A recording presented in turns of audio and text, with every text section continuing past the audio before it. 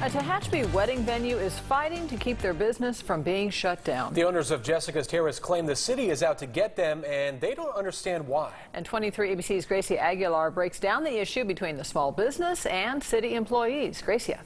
Jackie, Tim, this issue comes down to noise complaints. Those who have issues with Jessica's Terrace claim the wedding venue isn't a problem.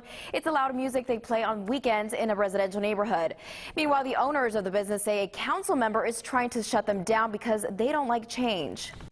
We hold weddings, different types of events, fundraisers. Jennifer's Terrace has been a business on the rise in Tehachapi for 8 years.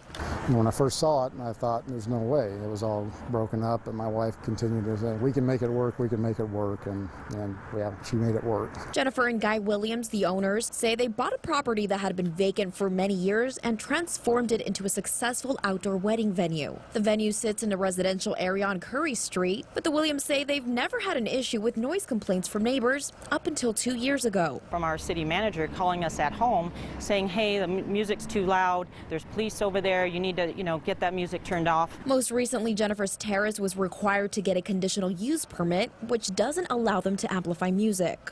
The music could not escape the premises of the property. This is an outdoor event. Sound waves travel. That will put us out of business. Who's going to have a wedding without having music? The Williams claim city council member and neighbor of Jennifer's Terrace, Phil Smith, is behind the city's sudden crackdown. I think he likes the neighborhood the way it used to be.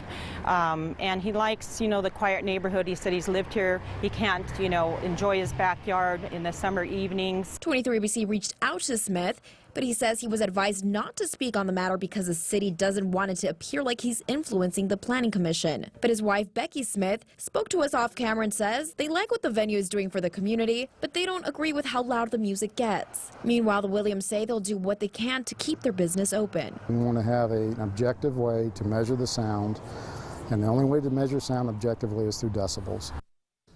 Now, the Planning Commission meeting is scheduled for next Monday, February 8th at Wells Education Center. In studio, Grecia Aguilar, 23 ABC.